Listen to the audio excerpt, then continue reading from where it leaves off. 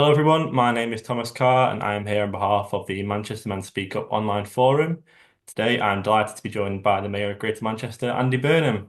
How are you today, Andy? I'm good, Tom. I'm good. It's great to speak to you. Thank you for being here. I really appreciate your time. So the reason for this interview is we wanted to speak with leading figures in our city about what concerns them when it comes to health and care in Manchester and Manchester citizens. So first of all, to start off with, towns in Greater Manchester have an average life expectancy for men that is among the lowest in the country. Among the towns in Greater Manchester, there is a link between where you live and your life expectancy. So we know that men who live in Manchester and Rochdale often live shorter lives than men who live in Trafford and Stockport. That being said, what steps do you think we need to take to level up health, life expectancy, and well-being for people across Greater Manchester, specifically men? Well, you're absolutely right with your analysis. The gap overall between Greater Manchester and the rest of the country is too big. But even within our own city region, there's a north-south divide, and we need to do something about it. I think there's so many reasons behind it, aren't there? That underlie it. Housing is a massive thing. The kind of standard of housing, the availability of affordable housing is a huge. Housing creates good health, and too many, of our kind of fellow residents are living without good, secure housing because it's both a physical health issue in terms of housing, but it's a mental health issue as well, isn't it? In terms of you don't feel you're in a secure arrangement. From there, you've got obviously issues around work and the quality of people's work and the life chances people have to progress within work as well. So all of it is in play, Tom, as far as I'm concerned. The good news is, to the extent that there is some good news, devolution of power to Greater Manchester has begun to change things because there was a study in the Lancet a couple of years ago which showed that in the first kind of 5 years of Greater Manchester devolution, particularly when we had a degree of health devolution, we we increased life expectancy faster than expected. And that was particularly marked in our more deprived communities. And I think that was linked to some of the work we were doing around homelessness, because obviously, if you kind of have a situation as we did have, if you go back a decade ago, where too many people were dying on the streets. I'm not saying that still doesn't happen, but we did quite a lot to give homes to people who were in that position of being an entrenched rough sleeper. And I think that started to do something in terms of life expect, so, but there were other reasons as well. I just think where we're going into now as Greater Manchester in the next decade, 25 to 2035, I think we've just got a lot clearer about what we need to do to put the foundations beneath everybody so they can have a good, healthy life. So we're talking about being a housing first city region, intervening in housing in a much more meaningful way, releasing Greater Manchester from the grip of the housing crisis. And what does that mean in practical terms? It means building more social homes than we are losing. We're still losing more than we're building. We've got to get to a tipping point where we're building more than we're losing, and do that quickly. It is about the connection that comes from a better transport system. So the B network hopefully, helps people connect to opportunity and to each other. And it's a healthier city region has a transport system of that kind. And then it's then from all of those foundations starting to move towards better employment for people, better life chances for our young people. I'm absolutely committed to building an equal alternative to the university route for young men in Greater Manchester, and young women, but particularly recognising that there are some who've been very poorly served by the education system, a system that's obsessed on the university route and not done enough to think about the life chances of those who want something different. So all of those ingredients are in the mix. And, I think in the next decade, we can do more to close the gap between Greater Manchester and the rest of the country than perhaps we've ever been able to do before. That's really exciting news to hear. I'm glad you feel the same way many people in Manchester do as well. Whilst you were Health Secretary in 2009, I was doing a bit of research about this and I found that you launched the Ahead of the Game Organise Your Defence pilot scheme to educate men about lung, bowel, and prostate cancer. And now, given the recent increase in coverage on cancer in men, we know in the news recently, prostate cancer has become the number one killer of men, or one of the highest killers of men, and the most frequent cancers in men. Is this something that you'd be interested in doing again, or see a scheme similar to this now that you've become the mayor of Greater Manchester? Definitely. You've taken me right back there. I was quite proud actually to, bring that through at the time because it created a lot more focus on prostate cancer than it had before, and I was very proud of that. But I think there is more we can do there, but also in terms of men's mental health. I think that's a massive issue, and it needs more focus. In my early days as mayor, I was asked by my health colleagues here as to whether or not we were prepared to have quite a bold campaign around suicide prevention. And at the time, no one else was talking about it in quite as direct terms as we did. But the Shining a Light on Suicide campaign has been running now for quite a number of years. And again, we did something quite innovative in forming a partnership with the League Managers Association, who got leading voices from the game to speak about the management of men's mental health, particularly within a football club environment, and understanding how we need to work to support each other's mental health every day. I'm a big believer in some of the innovations we've seen around Andy's Man Club, but there are other versions of that as well across the city region. And I think, for me, I would work, alongside initiatives around cancer, obviously, and other heart disease and exercise. But I do think, the issue of our time is men's mental health. And, I think there is more for us to do together in that space. I think there's so much scope for what at these days in terms of how much sport is covered, how much access you have to it. So things like darts, rugby, football, but really good to partner with organisations in those spheres and get men's mental health spoken about more and hopefully reduce the numbers of male suicide there is in society. I think it is the biggest killer, unfortunately. It's a terrible thing to say, but it's true. And we just wish it wasn't like that. But sadly, suicide, I think, is the biggest killer of men. Certainly, men under I think under 50. And that's something we've all got to really face up to and work together on. And I do think some of the I went to there's a project launched in Cadishead, Earlham area.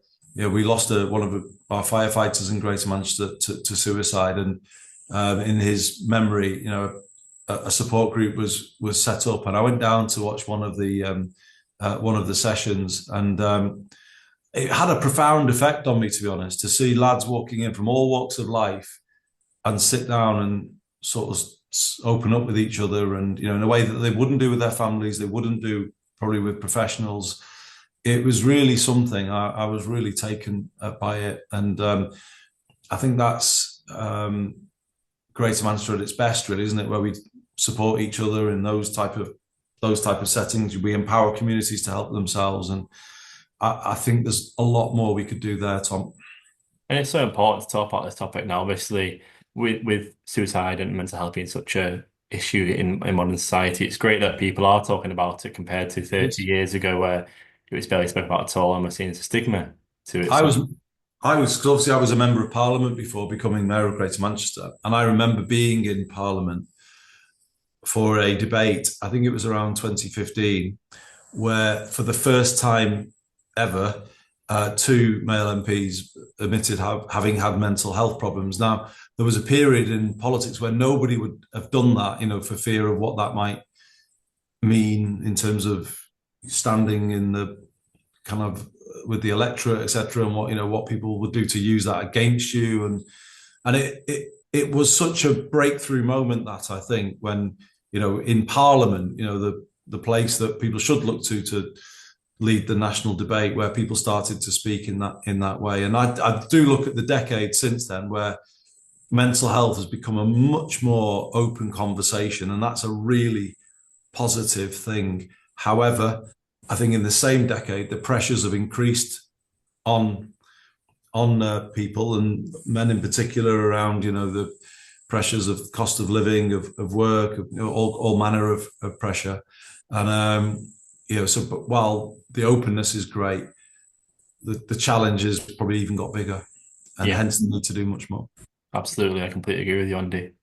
Okay, moving on to a further question. So the Secretary of State, Wes Streeting, has confirmed plans recently to introduce a men's health strategy, which aims to address the bigger issues affecting men of all ages in the UK.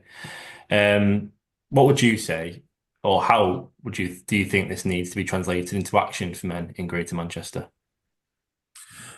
I think it's a really good thing that we're getting a focus on men's health at the national level, because I think there are some specific things that are needed, as we've just been discussing, that could be put in place without a sort of massive bill at the end of it. And I think it's this thing, isn't it, that men are probably less likely to talk about their health, aren't they, Mm. in an ordinary kind of situation. Men are more likely to just carry on with something, even though they may have an issue that they should have checked out. They're more likely just to sort of battle on and not say anything about it. And so, we really do need to open up on these issues. And from my point of view, I think we've got to, get into a sort of a conversation, not so much about, not a judgmental sort of conversation with people about their health, or a finger pointing sort of approach, because, I was in the Department of Health, as you said, many years ago, and the danger sometimes is that public health campaigns can appear judgmental or finger wagging or don't do this. And, the bottom line is, I think you kind of need to turn that around and, come at things a different way. We're all guilty to one extent of another, not eating brilliantly, drinking too much, you name it. We're that those temptations are that kind of there for all of us. I think what you've got to do, and what we potentially can lead the way on, is take a more empowering approach, what we call a live well approach. And this is going to be a big theme in Greater Manchester going forward. What are the kind of simple, everyday interventions we can make to empower people to take more control of their own situation and their own health? And it is around the kind of support I was talking about before, but it's also, exercise referral, isn't it? Just getting people in that position where they're starting to act themselves to deal with help. And if it's something like debt or finance that's the thing that's dragging them down, that we have a easy referral to the necessary support for people. So Live Well is going to become what I call it's a structured everyday support system for people, to empower them to unlock the thing that may be dragging their health down, particularly their mental health down.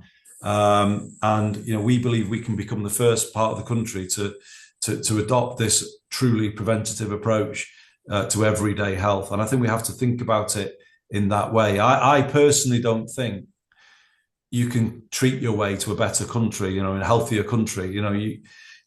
We're hearing the news that the government are going to put more money into expanding GP practices, constantly trying to work to increase access to GPs. Don't get me wrong, that's important, but that can't be the only way to better health. You've got to act more upstream than that, in terms of, as I said, housing support, debt advice, help with addiction, and improving people's workplaces, improving people's cost of living situation. All of these things, I think, are in the mix, and Live Well is attempting to be a coherent answer to all of that.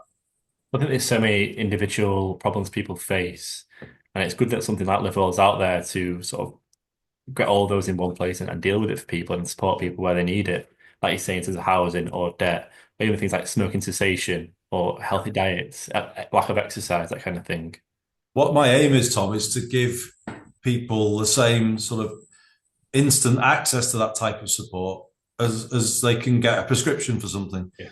Because sometimes, we give people instant access to things that may keep them not in the right place. They manage them in the wrong place, if you like. I'm not saying there's not a role for antidepressants, but I would argue that we are over prescribing them, and that has the effect of people sort of being on them and then not moving forward. And I think what we got to get better is giving different types of intervention and support as instantly as medication. So access to all of the things we've discussed, in every community, every day for people who want it. And that's the aim of Live Well. That's what we're trying to get towards. For instance, if you ring your GP at 8 a.m. in the morning and there's the usual rush, and the receptionist should be able to say, look, I can't give you a GP appointment today, but I can get you a Live Well appointment today. That type of, because sometimes, I think you'll know this, and I feel this sometimes.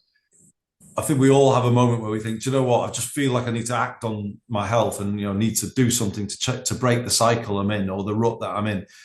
And sometimes that can be quite a momentary feeling. And if you don't take that opportunity when you're feeling it and when you're ready, then you can slip back, can't you? And I think that's what we've got to try and get to with Live Well.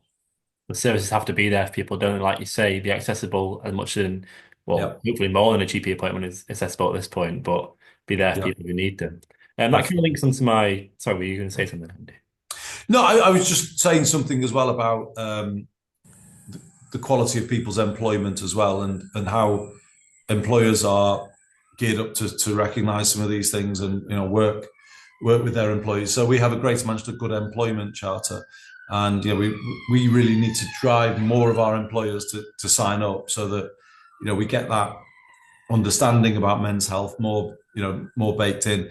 More access to sick pay. Too many men in Greater Manchester don't have immediate access to sick pay, which is not a good state of affairs. So I think what I would say is you've got to act on every single level here to make the difference. It's a big challenge, but it's something that we've got to work our hardest to do. And I'm sure everybody in Manchester will be doing that. It kind of links onto my next question, really, what we've just been discussing. But as co-chair of NHS Greater Manchester, what are your key messages to men in our city when it comes to their health and care? Was it things like make sure you're getting your checks, make sure you're talking to people, make sure you're accessing the services you need to access? Well, I certainly agree with all of the things that you've just said there, Tom. I did make that point before, didn't I, about we are sometimes less likely to come forward and take up those things. But, I would absolutely, and I include myself in this, I'm not the best, if I'm honest with you, sometimes in, getting to the GP if, I kind of, like others, I'm sure, have a kind of tendency sometimes, that will go away and I'll come back to that another day. But I think the key is you've got to take care of yourselves, because you can't take care of anybody else in your life if you don't take care of yourself. And we all have people who need us to take care of ourselves, don't we? Who depend on us for different things, and I think of others in your life really as well, and that should be an incentive, shouldn't it, to go out there and get the help that you need. And if we're going to be the place that I want Greater Manchester to be, where in the next decade, I think we've got a really exciting decade ahead of us, to be honest. There was a time when I came back here in the early 90s after I'd been at university. I wanted to stay here, but like many people of that era born in the late 60s, early 70s, I concluded that to get on in life I had to go south, and there was nothing here to support what I wanted to do. We're not in that place anymore, and that's the thing I would say to everybody. There's so many more opportunities out there now in terms of helping people to access good jobs and get a good life as a result of that. And I would definitely say we're going to need people to look after their health, but also then get better at supporting them to take those opportunities in the growing Greater Manchester economy. There was a time when the lack of jobs and the lack of opportunity really did drag people's health right down, and we don't need to be in that position anymore. This place can be everything we want it to be if men of all ages across the city region are both looking after themselves and then moving themselves forward towards the good jobs and opportunities that we've got. We don't have to talk ourselves down in any way, shape, or form. In fact, we're the opposite. We're the place that a lot of people are looking to, and it could be a really exciting time here. I think it increasingly is becoming a really exciting time in Greater Manchester, but that can bring lots of benefits for people's health, well-being, quality of life, and give benefits to people here that people in other parts of the country have had for many decades before us. Is there anything else you'd like to discuss with Health Watch Manchester, Manchester Men Speak Up today? I know I was reading your note in the Integrated Care Partnership bulletin that went out last week, and you mentioned that there is a adult ADHD consultation going ahead at the moment. Could you talk on that perhaps a little bit?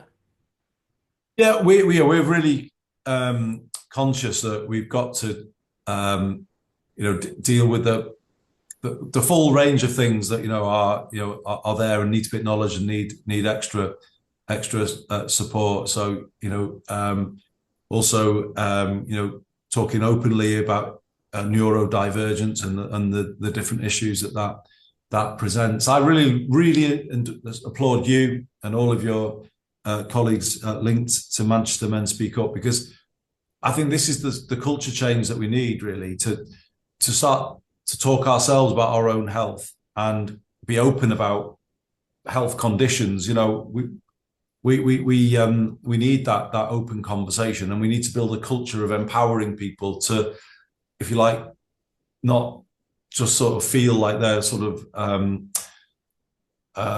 unable to move themselves to where they want to be, but by being open, by talking, we deal with the challenges that we've got. We don't let something like ADHD or autism hold anybody back. It shouldn't do in this day and age, and I think that's a really important message.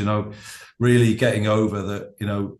We can support everybody to be everything that they want to be, and we're lucky to live in a city region that thinks like that. Puts in place that support, and I really applaud this initiative, and why I was really keen to come on tonight and to support you. I think you've absolutely hit the nail on the head there when it comes to making sure people are talking to each other, not suffering in silence. Ultimately, that's the theme of it, really. And we're a place that looks out for each other, aren't we? That's the kind of way that Greater Manchester has always been. Is what we all love about it. No one here walks on by on the other side, do they? We all want everyone to get on in life and be successful, but those who do become successful are not the kind of people who say, "Oh, well, I'll pull up the ladder now." And we don't like that. We will always look out for each other, and I think that's what makes this the best place to live on earth. I don't think you find better people than you find here. And I just think in the way that society's changed, I think we need to do more of that, more looking out for each other, more pulling each other up. And I think that can make all the difference. I mentioned the shining light on suicide thing before. On that website, there's a simple training course everyone can take, which is about being able to talk to somebody who is expressing suicidal thoughts, or how to notice if people are moving into that category. We should just all do it, shouldn't we? We all take a few minutes of each other's time to do it. We all should learn CPR. I don't know if that's as widely done as it should be, but it should be, because it fits with who we are. Because any of us could find ourselves in that situation. I was in Manchester City Centre once. It was just before the pandemic, and for the first time, used a defibrillator. Somebody was doing the CPR, and I got the defibrillator, and that was an experience that really, really lives with me, because a bit of knowledge there that I had about defibs and where to find one and how to use one made a massive difference. Well, it saved somebody, and I think we've got to move beyond the world of thinking the NHS solves everything, because it can't do by definition, can it? You can't get an ambulance to every person in that position within the time that they're in. So it says we've got to become more self-reliant or supportive of each other, and do what we can to put ourselves in a position of knowledge to support someone else's health, or someone else in a life-threatening situation. So open conversations like the ones that you're stimulating are absolutely the things that we need to be doing. So I think it's a great thing that you're trying to bring about. So yeah, but I think that's the message from me, really. We can all do more to take more control of our own health, but also become more knowledgeable about what would help somebody if we do need to cross that street to help somebody in need. What is it that little bit of knowledge we need to make the difference. Absolutely. Fantastic. Thank you very much for joining me today, Andy. I really appreciate your time, chatting You're with welcome, Tom. talking, answering my questions. I really appreciate it. Thank you to Andy and his team for helping to put this interview together. We hope you enjoyed it. For more interviews like this, please head over to the Manchester Men Speak Up website. The link to our website is available in the description of this video. Otherwise, Google manchestermenspeakup.org.uk.